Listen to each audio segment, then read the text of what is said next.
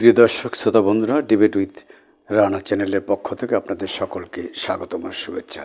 বন্ধুরা, বাংলাদেশের আগামী সরকারগুলো আর কখনোই ভারতপন্থী হবে না, এটা প্রায় নিশ্চিত হয়ে গেছে। আসলে এটা ভারতই নিশ্চিত করেছে। অন্য অর্থে বলা যায়, ভারত আর কখনোই বাংলাদেশে পুতুল সরকার বসাতে সক্ষম হবে না। ভবিষ্যতে কোনো সরকার যদি ভারতমুখী হওয়ার চেষ্টাও করে, তবে বিপ্লবী দেশপ্রেমিক ছাত্র জনতা তা ব্যর্থ করে দেবে।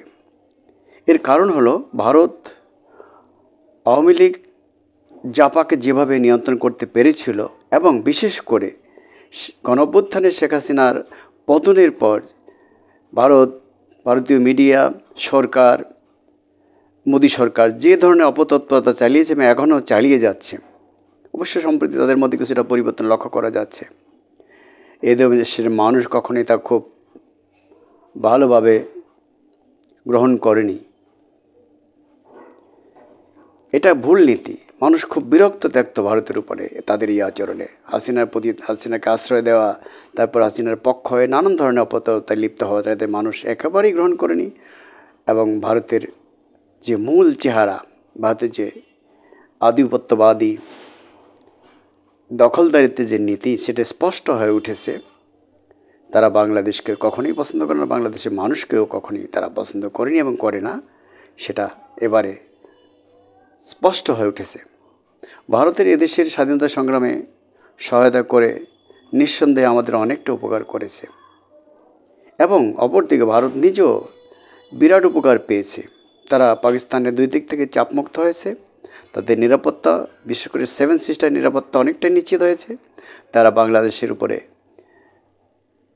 বিশাল বাণিজ্য করছে, বাংলাদেশের থেকে তারা লাভ পাচ্ছে। একটা হলো চিকিৎসার মাধ্যমে, অর্থাৎ বাংলাদেশে বিপুল সংখ্যক লোক ভারতে চিকিৎসার জন্য যেত, এবং বাংলাদেশের মানুষ পর্যটক হিসেবে ভারতে যেত, কেনাকাটার জন্য যেত। অপরদিকে ভারতে থেকে বাংলাদেশ অনেক জিনিসপাতি আমদানি করে থাকে, অর্থাৎ বাংলাদেশ একটি ভারতের উপরে আমদানির দেশে পরিণত করেছিল আওয়ামী লীগ সরকার বিশেষভাবে। এইগুলো থেকে ভারত এবং ভারতের একটা উল্লেখযোগ্য সংখ্যক লোক এদেশে বৈধ অবৈধভাবে মোটা অঙ্কের বেতনে চাকরি করে। এগুলি থেকে ভারত ক্রমশ বঞ্চিত হবে। সুতরাং ভারত যে বাংলাদেশের বিরুদ্ধে যে নীতি গ্রহণ করেছে, তাতে বাংলাদেশের সামান্য ক্ষতি হবে, কিন্তু সবচেয়ে বড় ক্ষতি হবে ভারতের। এইটা তারা বুঝতে পারছে না। বাংলাদেশের স্বাধীনতার পরে মাধ্যমে ভারত যে উপকার পেয়েছে, যে সুবিধা পেয়েছে, এটা কিন্তু বেমালুম ভুলে গেছে। তারা একটি দলের প্রতি অন্ধ হয়ে গেছে। এই অন্ধত্বই তাদের মূল ক্ষতির কারণ হয়ে দাঁড়িয়েছে। এদেশের সাধারণ মানুষ বা নাগরিকদের প্রতি তাদের কোনো ভালোবাসা নেই, বা মানুষকে তার চরম অসম্মান এবং অমর্যাদা করেছে। যে অমর্যাদা দেখিয়েছে, যা কখনো এদেশের মানুষ ভুলে যাবে না। এটা ক্ষমার অযোগ্য।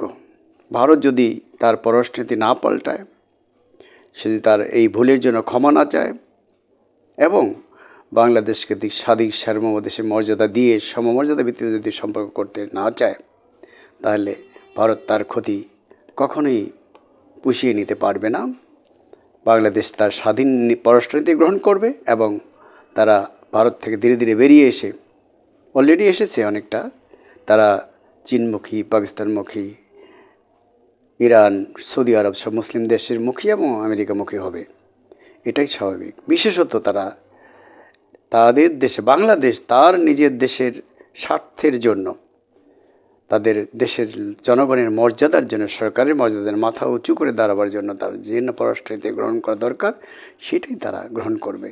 এটাই হলো কথা। সেখানে ভারত চরম মার খাবে, এবং যে আওয়ামী লীগ বা তার দোসররা ভারতের পক্ষে যে নেগেটিভগুলো এতদিন দিয়ে আসছিল বাজারে, ভারত ছাড়া আমরা চলতে পারবো না, ভারত ছাড়া আমরা অচল, ভারতের পণ্য ছাড়া আমাদের দেশের মানুষ না খেয়ে মরবে, ভারতের এই ধরনের কথা বলে আসছিল, এগুলো সম্পূর্ণ ভুয়া এবং মিথ্যাচারে দেশের মানুষকে মনস্তাত্ত্বিকভাবে দাসে পরিণত করার অপচেষ্টা। এখান থেকে দেশের মানুষ বেরিয়ে আসছে এবং ভবিষ্যতে আরও বেশি বেরিয়ে আসবে, এবং ছাত্র জনতা বিশেষভাবে এটা এবারে চরমভাবে উপলব্ধি করেছে, এবং তারা সেই নীতিতেই দেশটাকে এগিয়ে নেওয়ার ক্ষেত্রে রাজনৈতিক দলের ভবিষ্যৎ সরকার যারা আসবে, তাদের প্রতিও তারা একটা চাপ সৃষ্টি করে যাবে, দলগুলো ভারতমুখী হওয়ার সাহস পাবে না। এটাই এদেশে এখন প্রতিষ্ঠিত সত্য হয়ে দাঁড়িয়েছে। খোদা হাফেজ। বাংলাদেশ জিন্দাবাদ।